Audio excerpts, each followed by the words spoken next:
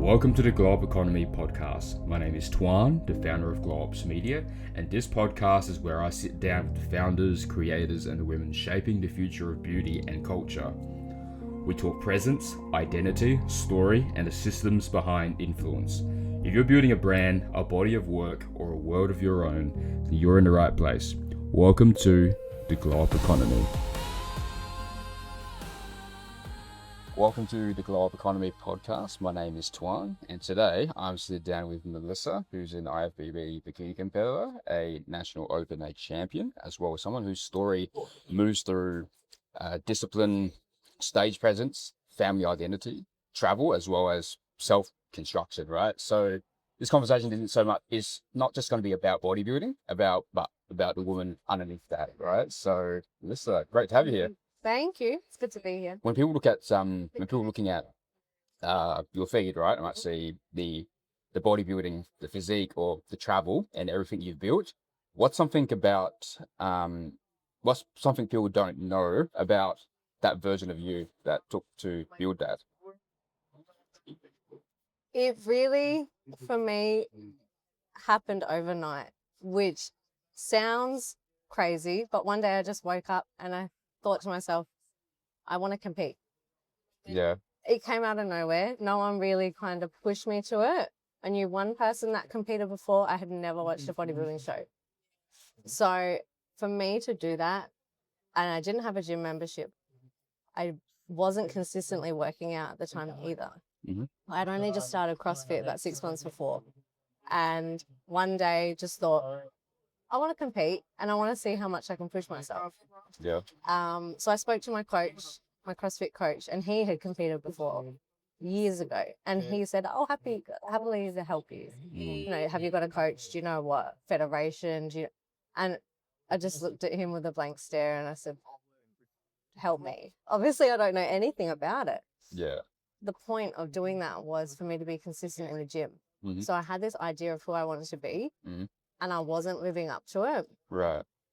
When I was doing CrossFit, I had no idea about nutrition, recovery, anything. So I could only do it maybe 1 or 2 days a week before my body had just completely given up. And I wanted to be that person that went to the gym 5 days a week. And now I finally am. So really, the end goal of competing was never what I placed. It was what I got out of it for my everyday life. And I just woke up one day and a thought came in my head and I went, okay. Right. And I just went with it. Right. So kind of going back there just for a second, internally you knew you wanted to live up to your potential, but before that, you didn't know what kind of, I guess, like arena you could play in, or? That's it. Yeah.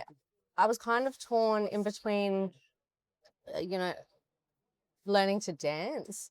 Yeah. Or competing. And I feel like those two are really similar because I was looking at like Brazilian dancing, wearing a bikini, being on a show, putting on a performance. And I feel like when you're on stage competing, that's what you do. You give the audience a show, something to watch, something to be interested in. But it took a lot more work to get there, which is what I wanted. If I didn't have an end goal, I wouldn't have stuck to that routine. And I knew that. So for me to get to where I wanted to be, I had to really go outside my comfort zone. I knew no one in the industry, not one person. So by asking questions, it led me to other people and it led me to a new community that I didn't even know existed.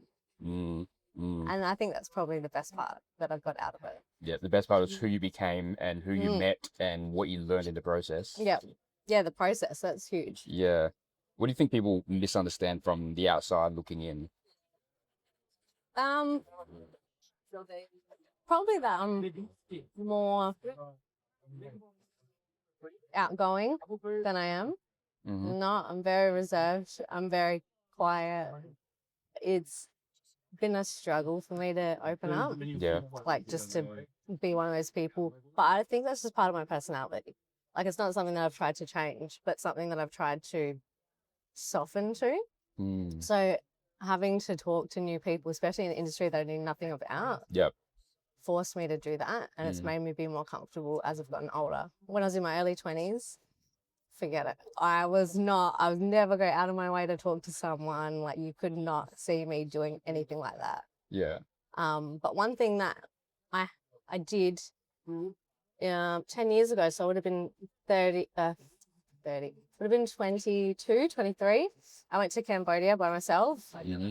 I volunteered with South Aussie with Cozzy, and I tried asking friends to see if anyone would want to come with me, and no one could commit. So I just went, fine, I'll go by myself with 30 other strangers. Yep. And that was kind of probably the moment that I realized I can do things that I want to do without having someone there holding my hand. Yep. That was the thing. So doing bodybuilding, not knowing anyone, was that Exact same. Yeah. Shift. Yep. Except that was for me.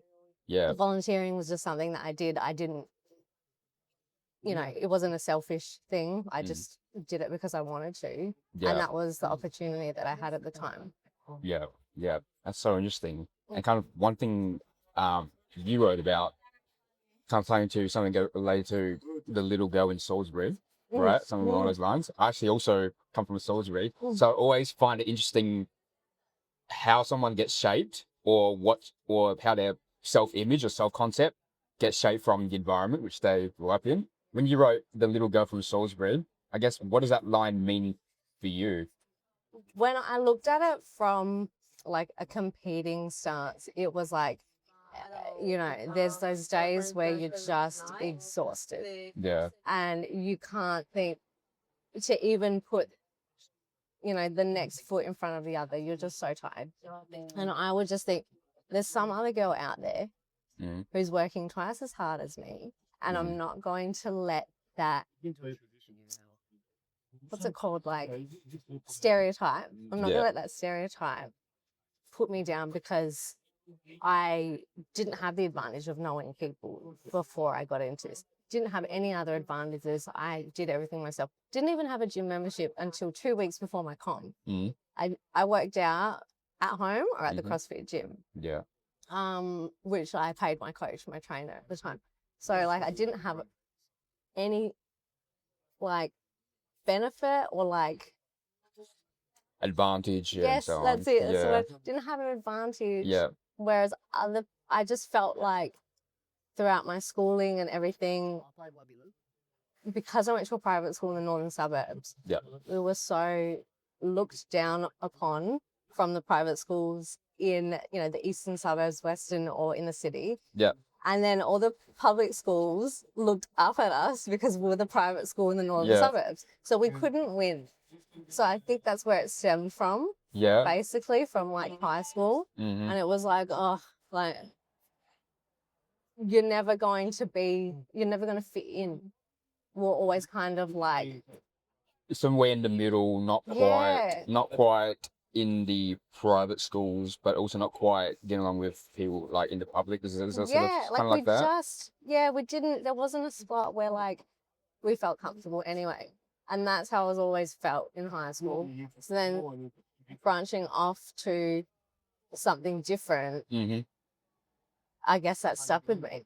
Yep. And now it hasn't. I've just kind of been like, because I've lived in the northeast and moved back to Salisbury in the northern suburbs, and it's just so much more chilled. And the stereotype of it being rough, it's not where I am anyway. So every area has its own thing, and it's not the area, it's the people. Exactly. That's what it comes down to. I've met people from all sorts, really down south in the hills, really, really far, that I'd actually never met until uni, really. It brought us all together, being in the city. And that kind of changed my perspective on what people are like and the stereotypes of the suburbs and how that shaped them as a person. Yeah, yeah. And kind of like being able to, it's a very interesting place where when you're in the sort of like a situation or in like schools where you don't quite fit into one group and don't quite fit into the other group, it creates this unique kind of like gift where you can move in around, get along with, adapt with, and sort of understand people in like a very different way. Yeah. Do you feel like it's coming from Salisbury still shapes how you show up today, or? I think so, because in year 12, our year level had the ATAR. It was like the new ATAR, the way they graded everyone. Oh, yes. Yep. So, we were like the guinea pigs. And the way that they did it was it averaged your score out depending on other people that were in your class. So I remember my English score got brought down because other people's was lower. Yeah. Anyway, my ATAR wasn't great. And I was 1 point off of where I wanted to be, and I wanted to go into interior architecture at the time. So I picked another degree and then transferred, but I ended up doing graphic design. And from there, I just felt like I had to work that little bit harder than other people to get where I wanted. Yeah. So that's kind of where it started. I did graphic design for 10 years and I just recently got out of the industry. So I still feel like I succeeded because I know there's lots of people that did their degree and then they ended up doing something else or they didn't use it at all. Yeah. So for me, it was kind of like proof to myself that I could do it, did it, now I'm doing something else because that chapter's closed. But I always felt like that I needed to work that a little bit harder. Yeah. And because we're in the northern suburbs, we had like extra...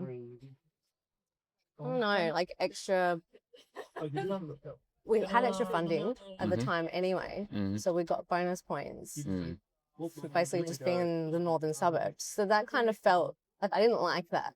I felt like that was a bit of a, oh, poor you. Yeah, there's a signal it sends. Yeah. It doesn't send a right signal. No. There's where, for example, one part if I'm like hearing is like, when you're in the environments where people don't necessarily you don't necessarily match or you're compatible with, or people believe in you, you need to almost like self-belief within yourself. So then everything you do gets shaped through, I did it and I proved to myself that I gave my all, and you give yourself that evidence that that's what happened. Yes.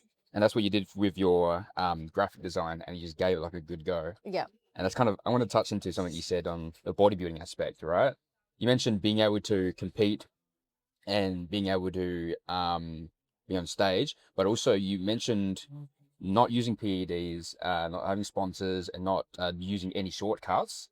Why was that important to you about emphasizing those things? I think because I came from being an ICM pro and then I changed into IFBB, and some of my friends, they said that someone that they spoke to asked if I was on performance enhancing drugs because I've gone to a federation that doesn't test. I thought it was funny that people didn't think that you could do it without having some advantage. Yeah. So I wanted to prove that. I was, coincidentally, a pescatarian for 8 years. So throughout my bodybuilding career, I did not eat chicken. I did not eat red meat. I only ate fish. So there was that as well. I feel like that kind of gave me an advantage, to be honest, because I had lean white meat the whole time, right? In my build, in my cut, in everything. Yeah. But I just wanted that to be a message to people that thought they couldn't do it. When I first did my first ever comp, I picked a federation that I thought would be a good start. I thought I wasn't good enough for ICN. And 3 weeks before my comp, I went and watched the ICN comp. And I thought, I could have done this. Like, I shouldn't minimize myself or belittle myself to think, oh, I'm not good enough yet. And I knew that when I wanted to do IFBB, I wanted to be competitive enough. Yeah. So I knew like the timing for that. And that's different. If you know that you want to be somewhere, you're going to work towards that. But if you think, oh, I'm not good enough for this, or I don't stand a chance, shouldn't have that mentality, because there's a lot, and I see a lot of natural pros that look insane, especially in America. Yeah. And, I just think, wow, and people still can't believe, for some reason, they just can't grasp the concept that someone can physically do that, mentally, emotionally, spiritually. They just can't believe it because they can't do it themselves. It's so outside of reality. Exactly. Yeah. So I'm like, there are so many people that think that. Yeah. I don't have to prove it. And I was really bummed that when I decided to stop competing, they brought out the natural shows here in Australia. I thought, bloody hell, that's like, I would have done that, you know, Yeah, yeah. if it was around. But I didn't have the opportunity, so I didn't do that. But it just so Yeah. happened that it came out the year after I went, nah, no more. Yeah. So I want it to be a message for other people to believe that they can do it too. If I can, why can't you? Yeah. There's a mix of like, you want people to believe what you went through. And it's also kind of like an integrity, like part of it. Yeah. And I met so many girls that were also natural when I competed as well. Mm-hmm. I remember once I put up a post and the other two girls I was with, they were like, I'm natural too. I said, oh, and I changed the caption. Yeah. So we'll all work, because I never assume. Yeah. And I'm pretty bad at that as well. Unless it's like blatantly obvious, I don't look around at people and go, oh, you're on something, you're not. Yeah. It's just not in my interest. Doing that, you sort of give them permission for people to feel seen, like, you know, and they even like to bring it out and talk about it. Yeah. Yeah. Yeah. It's, you know, bodybuilding's for everyone. Mm-hmm. That's what I want that message to be. And if it's something that you really want to do, I know there's some people that it's been their dream for 10 years and then they finally do it. Yeah. So I don't think anyone should think otherwise. Yeah. Yeah. Yeah. Kind of gone through the bodybuilding journey and the process, like stepping into that. How did you feel? Did you feel like how people perceive you started like changing as you started going down that journey, or? Yeah. I think especially in my last year, because I, in 2023, I won the state show and I came close at nationals and I went overseas. So when I decided to compete again in 2024, I didn't really realize the amount of people that wanted to talk to me, I guess, or the amount of people that I'd made a connection with through social media. And when we went to the info day and the posing session, I became really overwhelmed because I had about 4 or 5 people come up to me. One person gave me these protein bars, another person gave me something, another person wished me good luck and they had to go. And it really kind of hit me to be like, wow, like I was on the other side, you know, 5 years ago, not knowing anyone or anything. And now people coming to me and asking me questions and asking my insight and experience. And it just completely changed within 5 years. You know, it takes time, but I think if you're consistent and you make the right connections with the right people, then your group of people that you need will come out of it. It depends what energy you put out, and that's what you get back. So I felt like it really changed. And then that's when I decided, you know, I wanted to give back, and I still love the industry, but I just don't want to be part of that process of competing. And that's why I started doing posing lessons. It took me 3 months to even put it out there. Like I made all the stuff, like all the posts, I like had planned it all, but I just didn't put it out there because I was so worried that no one would give a shit. Basically, still. And you know, that was last year. It's been a whole year now.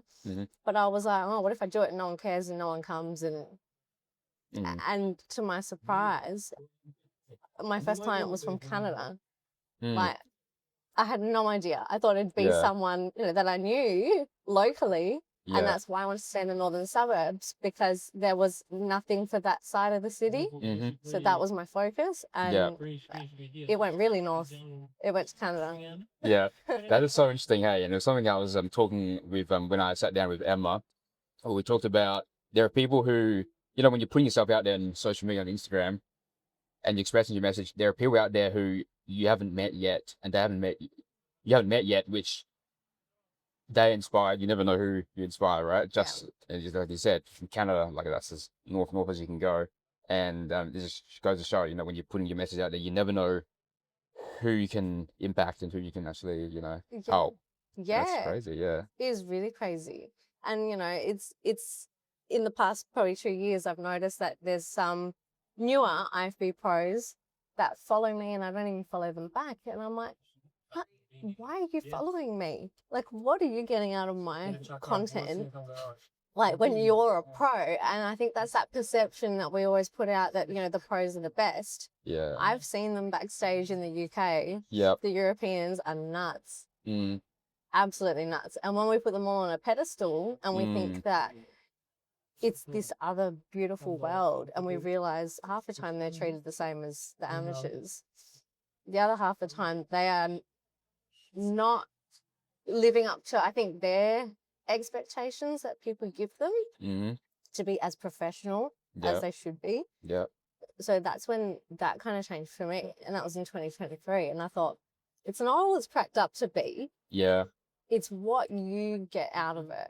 And if you perceive that being a pro is X, Y, and Z, then that's what you perceive. But if you don't, then I never tied my worth to my placings. That's just what I always made sure that I did. It was great. It's great to get something to take home. Yeah. And I love all my things. I've got them all set up finally. It took me a while, but I did it. But it doesn't change who you are. Yeah. It just changes everyone else's perception of you. You said you when you went to Europe recently, actually, like you was in the skiing in the French Alps, you mentioned something along the lines of being the first in your blood to experience that. Like, how did that feel?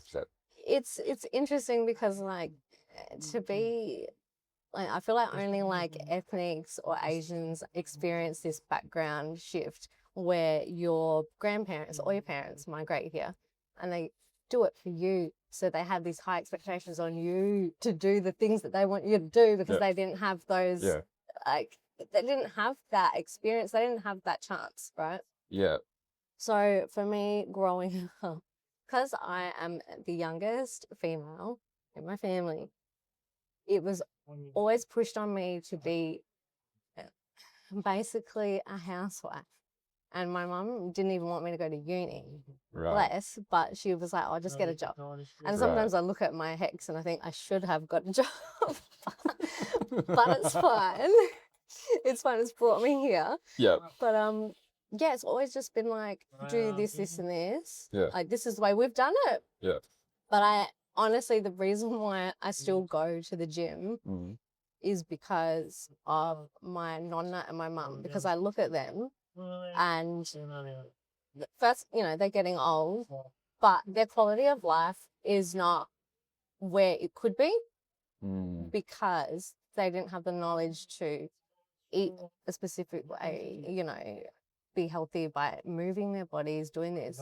They've kind of put themselves in a box and that's all they know, right? So they don't have their own life. They've kind of catered to everyone in their family.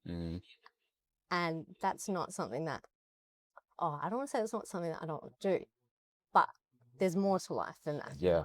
So that's why I started traveling and I did my first trip when I volunteered. That was my excuse to kind of get out of the country. And in the last few years, I've traveled more because I've had that opportunity before I then go into the next step of my life and settle down, have my own family, do those things, but make sure I've still got my own life and personality. Yeah. You know, it's not just I've devoted myself as a mum and that's all I'm going to be. Yeah. So that's why I really look up to all these fitness influencers or people that compete or whatever they are. Yeah. And they show that they've got their time at the gym. They do something for them. They've still got their lives. They still chase their goals and their dreams. Yeah. And they don't put it all aside for their families to then try to pick up in 20 years' time. Yeah. They're doing it now when they can, as well as raising their kids. And, you know, some people crash out or burn out because they're doing too much. Yeah. But that's where we learn our limits. Yeah. I don't think there's anything. Balance isn't real, you know, like you never have balance. You might have it for a day or a week and then it just goes. So I've always just looked at it that way. So when I was like, wow, I'm like the first one in my family to see this. Yeah. It's just surreal because I've given myself those opportunities instead of being like, oh no, I can't. I should be doing this because this is what's expected of me. Yeah. Yeah. That's it. Wow. So when you were like on the peak of those Alps, like how did that feel in your body? You said surreal, but did it feel expansive? Or take me back to the moment. How did that sort of feel when you were like looking out and you were taking it all in? You know, I do things and I don't think sometimes. And when I booked to go up there, Yeah. didn't like, you know, you look at the gondola and you're like, oh yeah, it's going up on the zip line. I'm gonna go Yeah. there. I'm really bad at like motion. I get motion sickness very, very easily, and like heights, like I'm not great. Like I don't like getting close to edges. And Yeah. I did all those things in the one. Yeah. And when we got to the peak, someone said, oh, this isn't the peak. We have to go up another one. So by the time we got up there, the altitude was shocking for my body. Honestly, I was like, I feel unwell. But I pushed through anyway because I'm like, I'm here and this is an experience and I have to do it because I don't want to look back and regret it.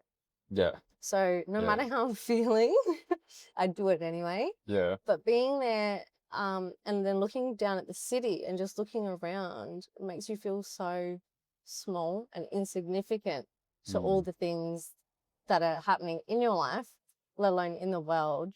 Yeah. And that's what I was reflecting on. Like, nothing really matters. I've got to take this in while I'm here. So I'm not very good at taking in the moment. I'll reflect back later and then be like, oh my gosh, that was really good. Yeah. You know, it's such a good experience. But in the moment, I made sure that I was there and I was present and really taking that in. Yeah. Yeah. You don't see that here, you know? Yeah. Yeah. It's easy to slip into kind of going through the motions, going through the routine, and not kind of just like taking a step back and go, wow, this is really, really beautiful. You know? Yes. And the Yeah. same thing happens with competing. You know, Yeah. everyone's focused on they have to get their steps for the day, they have to drink their water, do this, do that. That when you compete and you step off stage, it can be a really deflating feeling that people get Yeah. because it's like, oh, I had this huge peak and now it's just kind of Yeah. dropped off. Yeah. And I wasn't really present on stage because you're thinking of a million things. Like when you're on stage to be like, okay, I have to get into this and I have to do this. So it's one of those things that over time I learned to do to make sure that I was present because I knew how short some of those stage times could be. And to know that, you know, to have plans for afterwards, but to not only keep making those plans because you can fall into that trap where you'll set a goal, you set a plan, do it, and then move on to the next thing and do it. And instead of being able to reflect and enjoy. And you keep pushing that goalpost back Yeah. and you change it completely, constantly. Yeah. And I knew that that could easily happen, so I made sure it didn't happen. I spaced out all of my comps. Yeah.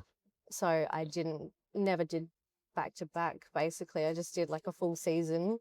Yep. And then in 2023, I guess I did back to back. But to me, it was just like one whole prep. Just kept going and then I stopped for a while. Right. Okay. Yeah. When you look back through your journey, right? What are moments where you feel proud about, but you still feel emotional about?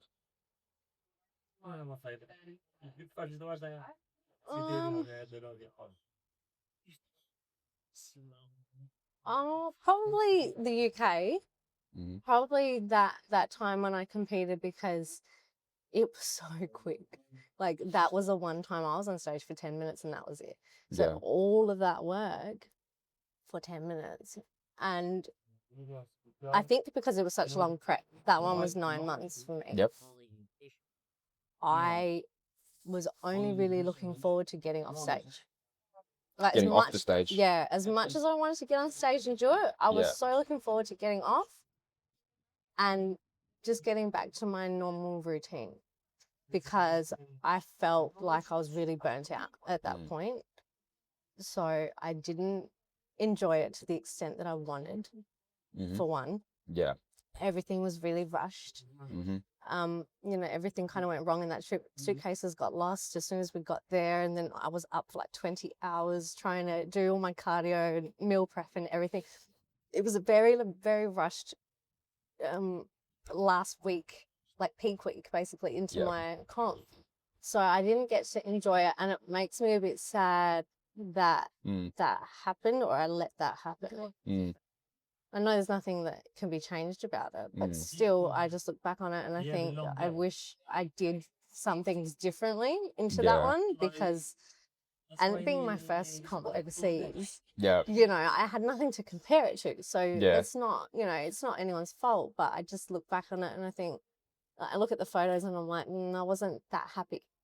I wasn't that happy getting on stage. I Right. was more looking forward to having a break and having a holiday after, Right. Right. which was weird, but that's the way it happened. Yeah. So diving deep, so like diving into that for a second, you could do it. I suppose if you look back in hindsight, did you felt like there's something on your side you do differently, or just more so having an expectation and kind of seeing it go differently, or Yeah, I think I had high expectations for myself, yeah, not to place, but more on how it was going to feel mm-hmm. and how it was going to be run. Yeah, And the show was not run like the Australian ones. That was probably the worst one, right. to be Okay. honest. Yeah, The whole setup, the communication, everyone was just really everywhere. Like I said, that show, the girls are coming off stage vaping yeah, and then going back on, like pros and amateurs. right. They were all laying on the floor. There were no chairs, there were no mirrors, there was nothing for us basically, and we were just shoved in the back of this like convention center. Right. So Okay. it was really weird, and it was like an expo, so it was very loud. Couldn't hear the judges half the time when they were speaking into the mic. So everything about it was just like sensory overload, as well as it just was not up to my expectations, I think, because I had the luxury of competing in Australia so many times. Yeah. Seeing how it was run, Yeah. I had this expectation Yeah. that overseas would be better. Yeah. And it was so much worse. So I think that added to my disappointment. Right. Right. That whole, and because like that show was meant to be the peak one for me and like meant to be the best one, and it just wasn't.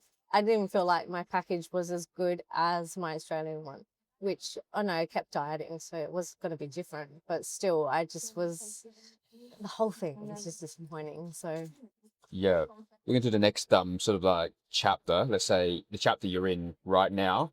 How would you describe this current chapter of your life this season?